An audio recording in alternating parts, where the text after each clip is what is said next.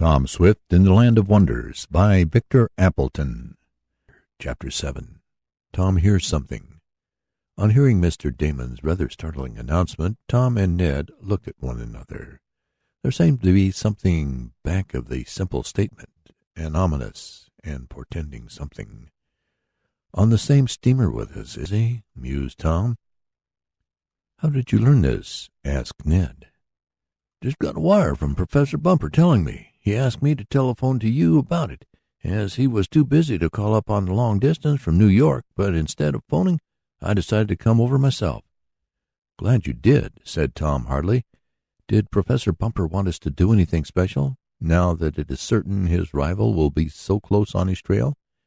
"Yes.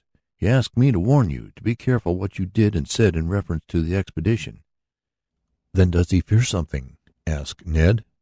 "Yes, in a way. I think he is very much afraid this young Beecher will not only be first on the site of the underground city, but that he may be the first to discover the idol of gold.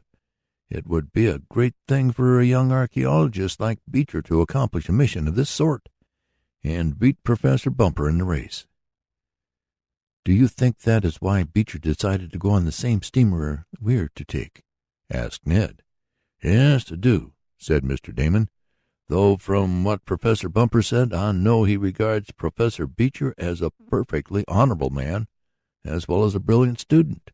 I do not believe Beecher or his party would stoop to anything dishonorable or underhand, though they would not hesitate, nor would we, to take advantage of every fair chance to win in the race." "No, I suppose that's right," observed Tom, but there was a queer gleam in his eye, and his chum wondered if Tom did not have in mind the prospective race between himself and Fenimore Beecher for the regard of Mary Nestor. "We'll do our best to win, and anyone is at liberty to travel on the same steamer we are to take," added the young inventor, and his tone became more incisive. "It will be all the livelier with two expeditions after the same golden idol," remarked Ned. "Yes, I think we're in for some excitement," observed Tom grimly. But even he did not realize all that lay before them ere they would reach Curzon. Mr. Damon, having delivered his message and remarking that his preparations for leaving were nearly completed, went back to Waterfield, from there to proceed to New York in a few days with Tom and Ned to meet Professor Bumper.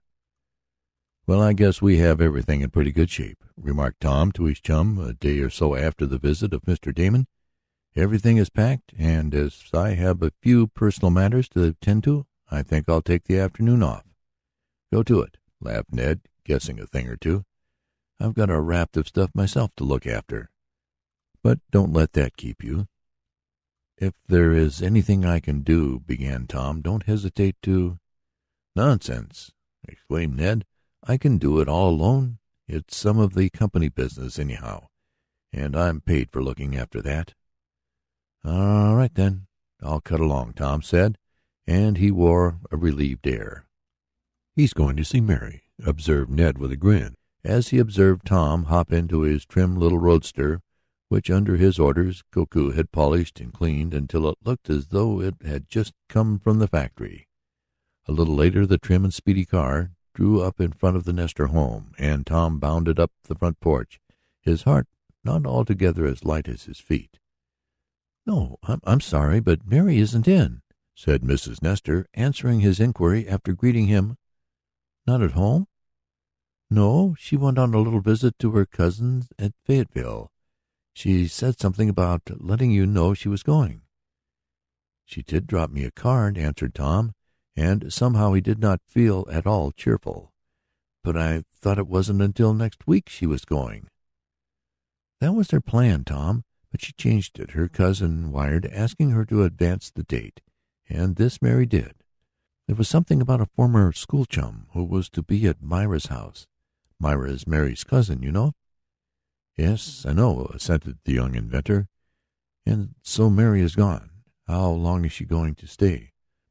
"Oh, about 2 weeks. She wasn't quite certain. It depends on the kind of time she has, I suppose." "Yes, I suppose so," agreed Tom. "Well, if you write before I do, you might say I called, Mrs. Nestor." "I will, Tom. And I know Mary will be sorry she wasn't here to take a ride with you.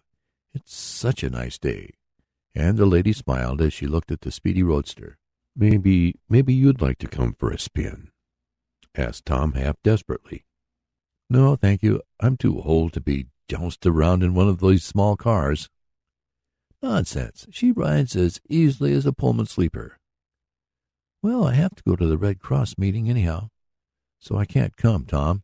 Thank you just the same." Tom did not drive back immediately to his home. He wanted to do a bit of thinking, and he believed he could do it best by himself. So it was late afternoon when he again greeted Ned, who, meanwhile, had been kept very busy. "Well," called Tom's chum.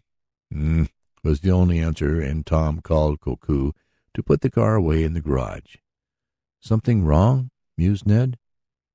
The next 3 days were crowded with events and with work. Mr. Damon came over frequently to consult with Tom and Ned, and finally the last of their baggage had been packed, certain of Tom's inventions and implements sent on by express to New York to be taken to Honduras, and then our friends themselves followed to the metropolis.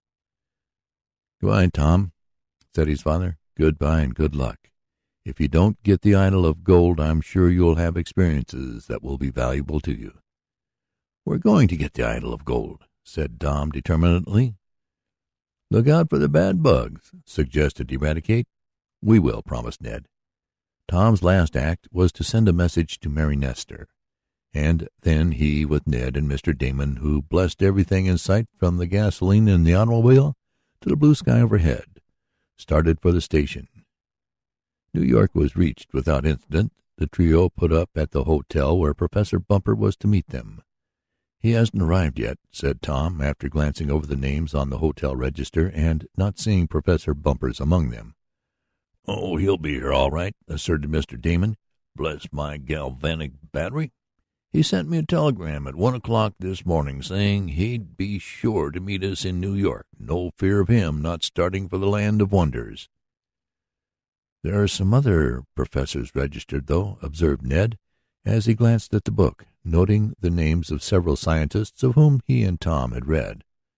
"Yes, I wonder what they're doing in New York," replied Tom.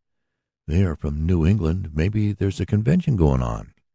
Well, we'll have to wait, that's all, until Professor Bumper comes." And during that wait, Tom heard something that surprised him and caused him no little worry.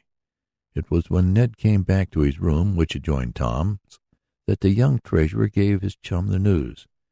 "I say, Tom," Ned exclaimed, "who do you think those professors are whose names we saw in the register?" "I haven't the least idea." "Why, they're of Beecher's party." "You don't mean it." "I surely do." "How do you know?" "I happened to overhear two of them talking down in the lobby. They didn't make any secret of it. They spoke freely of going with Beecher to some ancient city in Honduras to look for an idol of gold." "They did? But where is Beecher?" "He hasn't joined them yet. Their plans have been changed. Instead of leaving on the same steamer we are going to take in the morning, they are to come on a later one. The professors here are waiting for Beecher to come." "Why isn't he here now?" "Well, I heard one of the other scientists say that he had gone to a place called Fayetteville and will come on from there." "Fayetteville!" ejaculated Tom. "Yes, that isn't far from Shopton." "I know," assented Tom. I wonder why he is going there." "I can tell you that, too." "You can? You're a regular detective." "No, I just happened to overhear it. Beecher is going to call on Mary Nestor in Fayetteville, so his friends here said he told them, and his call has to do with an important matter to him," and Ned gazed curiously at his chum.